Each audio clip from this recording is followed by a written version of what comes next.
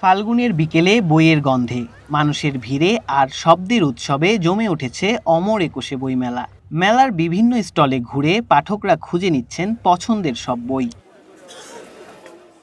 বইমেলায় নতুন করে প্রকাশিত উপন্যাস, কবিতা, গল্প সব ধরনের বই দেখতে পাঠকরা ভিড় করছেন, কিনে নিচ্ছেন প্রিয় লেখকের বই। আমার বই পড়তে ভালো লাগে, তাই আমি বইমেলাতে বই কিনতে এসেছি।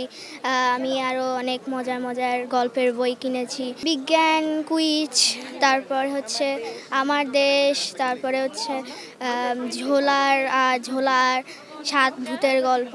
রোজার মধ্যে পড়ে যাওয়ায় আমরা পাঠক একটু কম দেখতে পাচ্ছি, তবে শুক্রবার এবং শনিবার করে পাঠক আসতেছেন এবং আমরা যারা পাঠক আছি তারা কিন্তু ঠিকই বইমেলায় আসছি। বই কেনা হয়নি, বাট হচ্ছে আমার পছন্দের একটা স্টল আছে, আমি সেখানে যাচ্ছিলাম।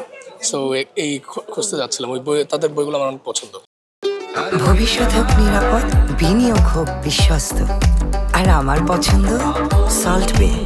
ওয়েলকাম টু সল্ট বে। সাপ্তাহিক ছুটির দিনে বাড়তি ভিড় আর জমজমাট বেচা বিক্রিতে প্রাণ ফিরে পেয়েছে অমর একুশে বইমেলা। শুক্র শনিবার একটু কাস্টমারের আমরা হ্রাস পাচ্ছি।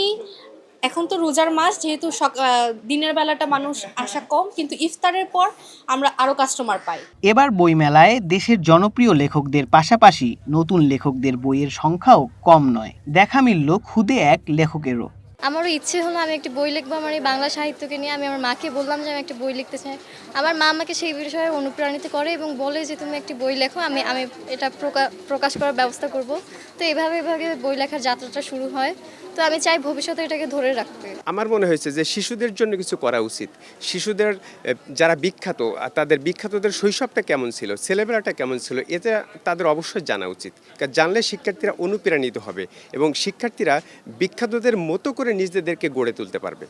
গল্প উপন্যাসের পাশাপাশি পাওয়া যাচ্ছে ভিডিও এডিটিং, অনলাইন কন্টেন্ট দেওয়ার মতো প্রয়োজনীয় বিষয়গুলোর উপর বই।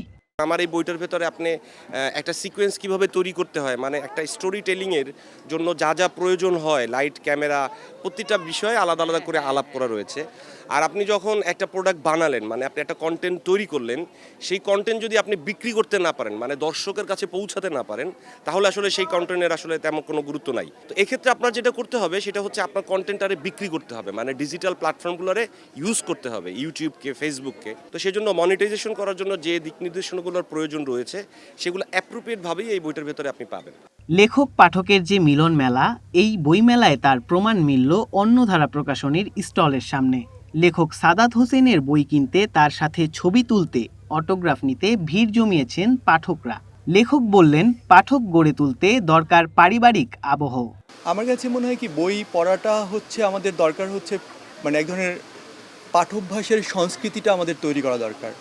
পাঠ্যাভ্যাসের সংস্কৃতিটা সবচেয়ে বেশি জরুরি হচ্ছে মানে ফ্যামিলির ভেতর থেকে। আপনি একটা বাচ্চাকে বারবার বলবেন যে তুমি বই পড়ো, সে কিন্তু বই পড়বে না।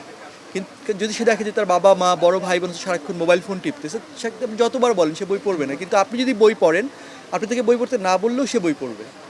সো এই কারণে যেটা হচ্ছে, আপনি যেটা বললেন যে কী করলে হচ্ছে মানুষের পাঠ্যাভ্যাসটা বাড়বে, এটা হচ্ছে প্রত্যেকটা ঘরে ঘরে বই পড়ার সংস্কৃতিটা তৈরি করতে হবে। যদি সেটা হয় তাহলে বই পড়বে মানুষ, না হলে বই পড়বে না।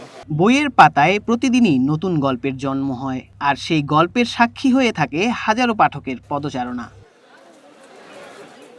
Sayem Chowdhury, One News, Dhaka.